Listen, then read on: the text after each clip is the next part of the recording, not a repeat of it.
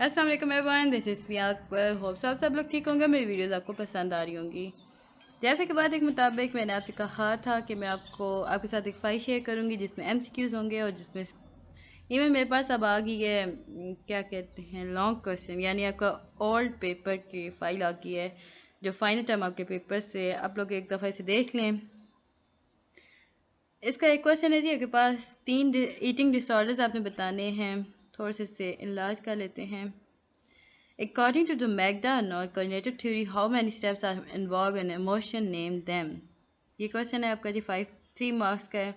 A person is suffering from schizophrenia and has completely lost the connection with reality. Identify other distant symptom of disorders. ये आप लोगों ने करने हैं जी। आपकी क्वेश्चंस हैं old paper related. In list 3 technique of coping with stress. Coping हम लोग पढ़ चुके हैं। कोपिंग की कोई 3 आपने बतानी थी technique. What is meant bye visual illness? Explain with example. A less intelligent person is less resistance, and more intelligent person is more resistance to persuasions. Explain two type of information processing route used to interrupt message. अब आपसे पूछा जा रहा है, देखें, एक कम intelligent person जो होगा ना वो कम अब करेगा, रेजिस्टेंस करेगा, और जो ज़्यादा होगा वो ज़्यादा करेगा। क्यों? एक्सप्लेन करना है आपने 2 इन्फॉर्मेशन के साथ। तो इससे हम थोड़ा सा यूँ कर लेते हैं। आप लोग खुद, मैं आप लोग को ये बता रही हूँ तो आप लोग देख लें। आपको किसी को आंसर्स नहीं मिल रहा है ना तो मुझे बता दीजिएगा, हम इंशाल्लाह खुद कर देंगे। ये मेरा चैनल का डैशबोर्ड है, देखें आप लोगों ने कितना कम किया है। अभी 296 हुए हैं। हम यहाँ पे आके इसे पेस्ट करते हैं।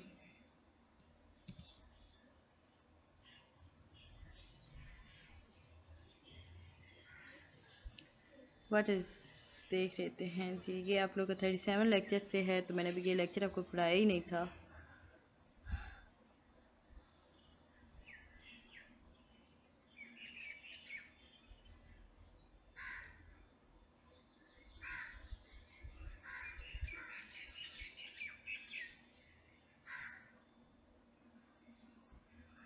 एबीसी मॉडल, अच्छा ये आपका मॉडल था, एबीसी मॉडल कोई था।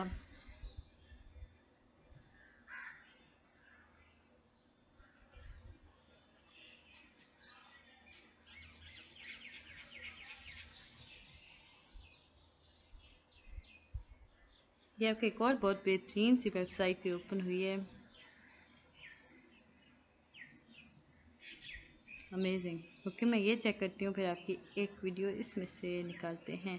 लेसन नंबर नॉर्मल मेडिकल, और ये 33 देख लेते हैं, इसमें ये लोग क्या बता रहे हैं। अच्छा ये अच्छा ये बुक की को आपके ओपन कर रहे हैं। मुझे लगा था कि ये कुछ सेपरेट चीज़ बता रहे हैं। ये सारा आपका लेक्चर ये ओपन हो गया है। नहीं, हमने इधर ही थे। चलो हम इसे डिस्कस कर लेते हैं बाद में। पहले आप लोग देख ले rehearsal technique improve the memory capacity. आप लोग ढूंढिएगा, अगर नहीं मिलता है तो मुझे बताते जाइएगा, तो मैं आपको इसका ढूंढ के दे दूंगी। What is meant by bottom up processing? If graduate student come to you with a complaint that she is feeling down and unable to maintain social relationship, you are also know that she has the ability to self growth. Being a therapist, what therapy you will recommend and why? Discuss step we use in solving a problem. इसके बाद ही मेरे पास आ रही है ये 10 question से एक right करना था आपने। एडवर्टाइजमेंट शोइंग क्लासिकल कंडीशनिंग और पेरेंट कंडीशनिंग के बारे में ये भी हमने किया था, यानी कि सॉफ्ट सेल अप्रोच और हार्ड सेल अप्रोच इसमें आएगी। फोकस फोरेंसिक साइकोलॉजिस्ट का देखा, ये आपके लास्ट लेक्चर्स में से हाल है। Motivation to work theory, centre decentralization के बारे में आपने बात करनी थी। थेरेपीज ऑफ एबनॉर्मल बिहेवियर के आपने चेक करना था। उसके बाद जी सादिया हैज़ बाइक्स केस के बारे में क्वेश्चन था, फिर सादगी के बारे में था, और right Sigmund Freud work and Carl Jung's, which one is the best you like. जो सेकेंड कि 10th था याद नहीं रहा। जो 9th क्वेश्चन था उसमें हमने सिगमेंट फ्रॉड के बारे में बात की गई थी, और उसके कार्ल जूंग के बारे में बात की थी। आप नज़दीक कार्ल जूंग बेहतर है तो कार्ल जूंग के बारे में बता दीजिएगा, अदरवाइज सिगमेंट फ्रॉड के बारे में बता दीजिएगा। इफेक्ट ऑफ क्रिएटिव थिंकिंग के बारे में था। हंगर ड्राइव के बारे में था। व्हाट आर सेमेटोफॉर्म डिसऑर्डर्स, क्या होते हैं ये सेमेटोफॉर्म, ये रुके, व्हाट आर द सेमेटोफॉर्म डिसऑर्डर्स। ये सेमेटोफॉर्म डिसऑर्डर्स एकदम से मैं आप लोग के लिए अब शुरू हुई हूँ।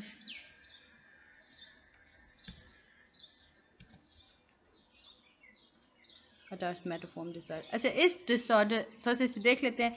Somatoform disorder are a set of psychological conditioning where a person experience bodily symptom that can be accounted for the medical or neurological diagnosis. Symptom can range in a severity from mild to infrequent to chronic to severe and are of individual concise control. अब हम देखते हैं जी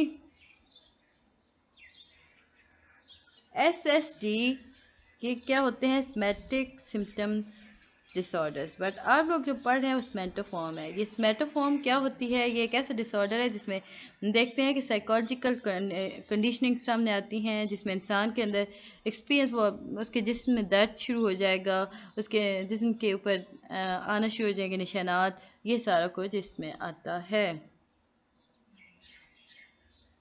इसके बाद है जी you go in a dark theatre and are able to see, ये भी हम लोगों ने पढ़ा था। Role of forensic psychology 45 lecture में से है जी। assumption of James John theory, Cannonberg theory and the sequence of event in both of theories. Step involved in systematic dissentation, working and feed with interference, describe the observation or type of observation with interview.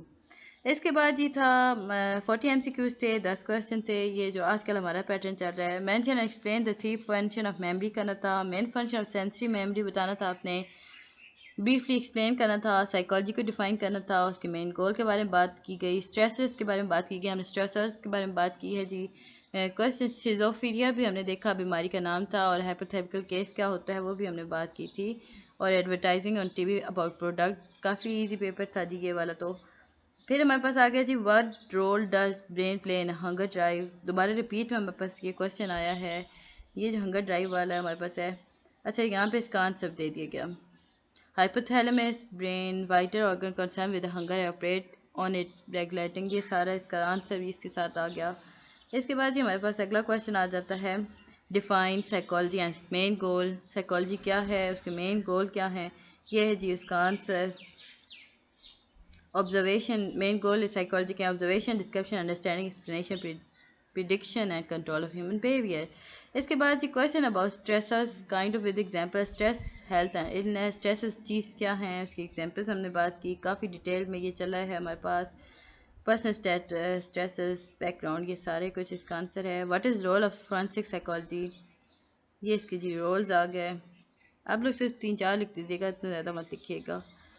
उसके बाद हमारे पास अगला question है जी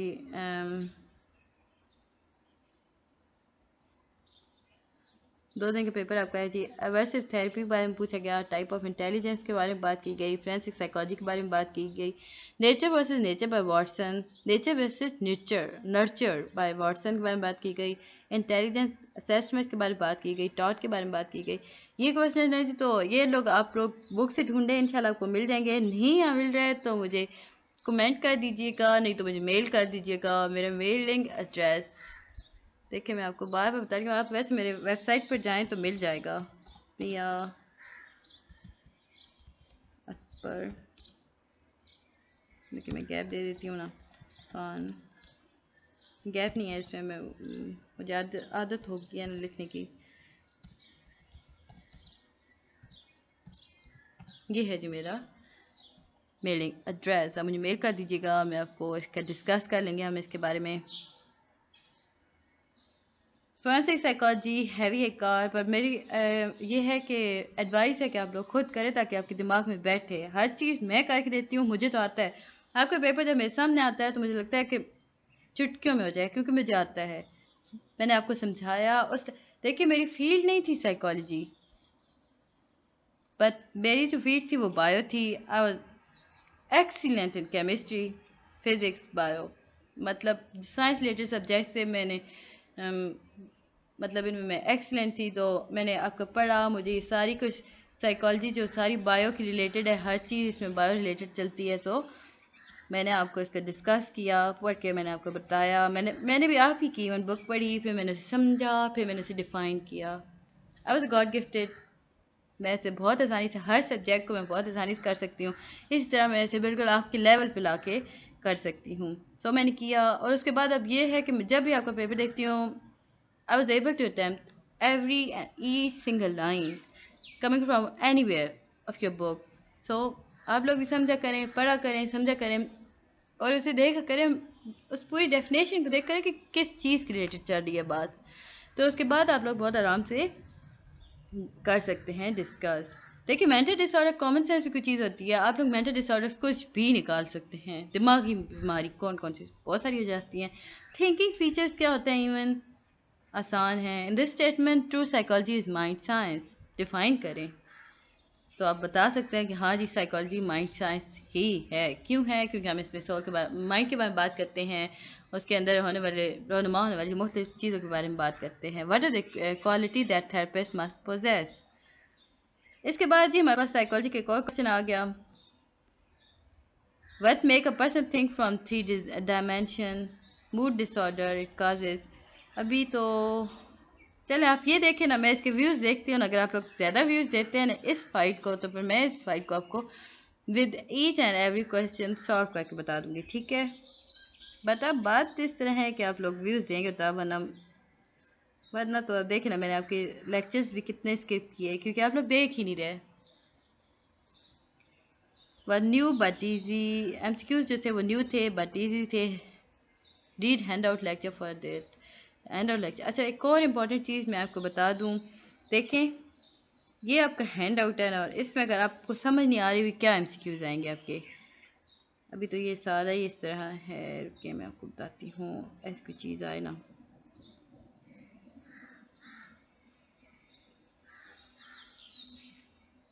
चलिए से अब देखिए कि कहीं भी आपके पास आ रहा है ना इस तरह क्वेश्चन लाइन में लिखा हो कोई चीज़ डार्कन, तो इसका मतलब है वो काफ़ी इंपॉर्टेंट है। आप लोग को वो पढ़ के नहीं बताएंगे, आप बीच बीच में से उठाएंगे और आपके क्वेश्चन बन जाते हैं एमसीक्यूज। तो ये सारे होते हैं। Concept of achievement and method achievement motivation आपने देखना है। फ्रेंसिक साइकोलॉजी का हमने जॉब डिस्क्रिप्शन के बारे में बात करनी थी। डिडक्टिव रीजनिंग के बारे में बात की। 2014 का पेपर आ गया जी हमारे पास। हाइपोक्रेट्स के बारे में बात की गई थी। ये आपका 36 लेक्चर है, 37 आई थिंक। फिर स्टेट एंड सिक्स इमोशन जो हम रोज़मर्रा की ज़िंदगी के बारे में करते हैं, इतना ईजी है ये पेपर। क्रिस्टलाइन इंटेलिजेंस के बारे में बात करती थी। फ्लड इंटेलिजेंस के बारे में बात करती थी। Hans has proposed that a person initial awareness of the presence of stressor in alarm and mobilization stage name and briefly explain the 2 stages. देखिए आप लोग को 41 से 45 लेक्चर तक चल रहा है। इसमें बहुत ज़्यादा आप लोग के क्वेश्चंस आ रहे हैं, वही जो 41 से 45 तक आ रहे हैं। आपके कॉन्सेप्ट बेस्ड क्वेश्चंस होते हैं। आपके कॉन्सेप्ट एक दफ़ा क्लियर हो गया तो आप लोग आराम से ये सारा कुछ इसमें आ रहा है। सारे अपने अपनी एडवाइस देते रहते हैं। मेरा मानना है कि आप लोग अगर सिंपल मेरी वीडियोस कर रहे हैं तो मेरी वीडियोस को थॉरली देखें, सारा कुछ करें, छोड़ दें बाकी सब कुछ। अब वही चीज़ माइंड में रखें जो मैं बता रही हूँ, फिर उसके बाद आप पेपर अटैम्प्ट करेंगे तो आपका पेपर बहुत अच्छा हो जाएगा। क्योंकि आप और आगे पीछे चलते हैं तो आप लोग का दिमाग घूम जाता है, आपको समझ नहीं आती क्या चीज़ है और क्या नहीं। अब जी हमारे पास एमसीक्यूज रिलेटेड फाइल आ गई। चलें इसी में से हम एमसीक्यूज भी देख लेते हैं। मेंटल डिसऑर्डर फॉर एडिशन का क्या आंसर आएगा जी? Present comprehensive definition for mental disorder. Dash psychologist would be interested in study the effects of men turning 50 years developmental. Psychodynamic therapy is based on the working of Freud. We have yeah, depth perception is due largely to the fact, ये मैं एक काम करती हूँ इसमें थोड़ा skip करती हूँ ना, मैं आपकी इसकी नेक्स्ट वीडियो बना देती हूँ। अभी हम डिस्कस करते हैं आपका लॉन्ग क्वेश्चंस को, ठीक है। मैं इसकी ना आपकी सेकंड वीडियो बनाऊंगी, फिर भी आप देखना चाहते हैं तो पढ़ लें, वरना मैं इसकी आपकी सेकंड ही वीडियो बनाती हूँ। तो ये था जी आप लोग का मतलब क्वेश्चंस रिलेटेड था। इसके बाद मेरे पास ये दोबारा आपके क्वेश्चंस आ गए हैं। Intelligence is the capacity to understand work, think rationally and use resources effectively when person is. Memory is the process by which we encoding, store and retrieve information. ये वीडियो जो आपकी बना रही हो ना, ये आपकी क्वेश्चन वाइज है, मतलब क्वेश्चन वाइज है। देखिए आप लोग क्वेश्चन कितने आसान थे। मैं इसलिए चाह रही थी कि आप लोग कर लें ताकि आपको कोई इशू न रहे।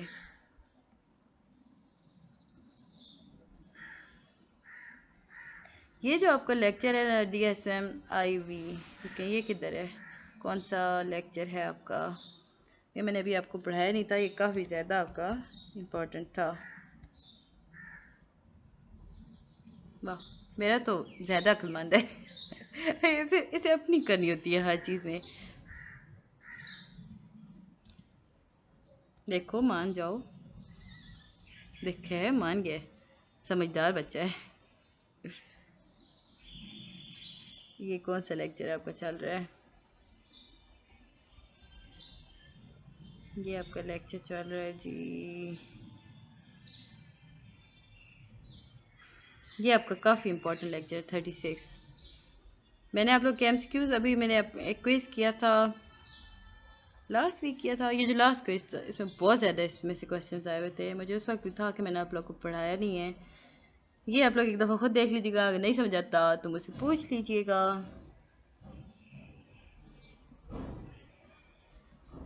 आज मौसम बहुत अच्छा हो गया, गर्मी भी हो गई है बस। ये थे जी आपके क्वेश्चन वाइज फाइज। मैथ्स के बारे में आपने बात करनी है, काफ़ी ज़्यादा मैथ्स के बारे में है। सदफ अंजुम ने भेजा था ये आके आपका एक और एमसीक्यू रिलेटेड।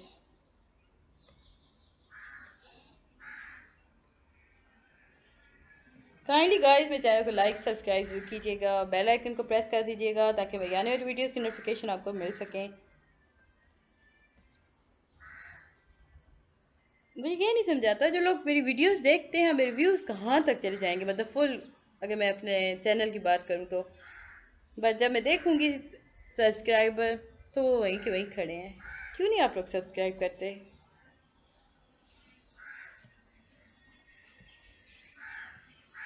मेहरबानी किया करें, सब्सक्राइब किया करें ताकि मैं आपको मज़ीद इस तरह की वीडियोस बना के देती रहूँ। वरना होगा यूं कि मैं जिस तरह अभी मैंने स्किप की थी, खैर ये मेरा थोड़ा सा काम था, बट ज़्यादातर वो ना उम्मीद होगी थी मैं आप लोगों से कि आप लोग अब देखते नहीं हैं तो फिर छोड़ देना चाहिए उस चीज़ को जिसके इंटरेस्ट ख़त्म हो गया आप सबका। मेरा दिल नहीं करता था, पहले मेरा दिल करता था क्योंकि आप लोग के व्यूज़ इतने ज़्यादा थे, सही है देख रहे हैं समझ रहे हैं, बट अब आप लोग 3 4 ऐसा व्यूज़ देते हैं, फिर ऐसे व्यूज़ पे काम करना तो मुश्किल हो जाता है ना, काफ़ी ज़्यादा मुश्किल हो जाता है। मेरे जैसे बंदे के लिए तो बहुत ज़्यादा हो जाता है।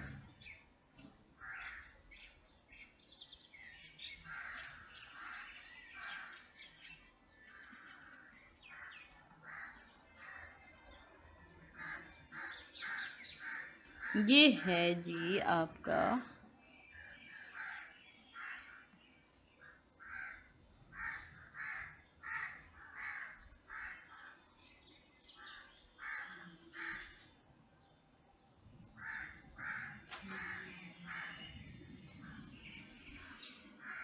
पूरी फाइल है जी, ये आपकी। ये थोड़ा सा ये कर रहा है, ब्लरिंग कर रहा है, तो रिएक्शन स्टेज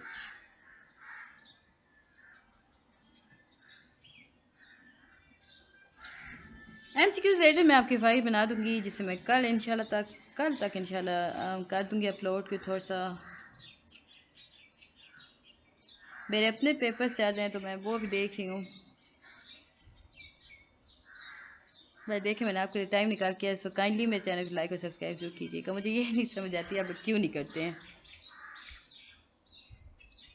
ये देखिए ये सारे आपके कॉन्सेप्ट बेस्ड हैं। Fatima wants to memorize the definition of perception. Fatima चाहती है कि वो डेफिनेशन ऑफ परसेप्शन कर सके, बट जब इन्फॉर्मेशन वो अपने मेमोरी सिस्टम में इनिशलाइज करती है रिकॉर्डिंग के दौरान या समझने की कोशिश करती है तो वो से इनकोडिंग कर देगी, यानी कि when information enter her memory system the initial recording of that information is called encoding. Name the two other function of memory, brief explain one. एक तो आप इनकोडिंग करेंगी, फिर उसके बाद वो क्या करेगी, दो आपने और बताने थे। सो परेशान होने की ज़रूरत नहीं है कि ये कहाँ से निकल आए हैं, ये आप सिर्फ सोचा करें, समझा करें और देखा करें कि इसके बारे में क्वेश्चन हो रहा है, फिर अकॉर्डिंग टू दिस वो आप किया करें। Asim loves psychology. He has decided to choose the subject as a career. He only has the basic knowledge of the subject. He is keen to know that what psychologists do. He is thinking about the attribute of people and how they change over the time. To guide Asim, name major subfield of psychology. अब जो lesson number 45 था उसमें आपको major सब field of psychology बताई गई थी, मैंने आपको बताई थी, ये वहाँ से क्वेश्चन उठाया गया है। आप लोगों ने देखा कि आप लोग क्वेश्चन जो ज़्यादातर बेस चल रहे थे वो लेसन नंबर 45, 42, 43 और 41 में से थे। कुछ 36 और 37 लेक्चर में से भी थे। ये 36 और 37 आपका काफ़ी ज़्यादा इंपॉर्टेंट है। सो ये क्वेश्चन आप कीजिएगा। मिलते हैं जी नेक्स्ट वीडियो में, तब तक के लिए अल्लाह हाफिज़।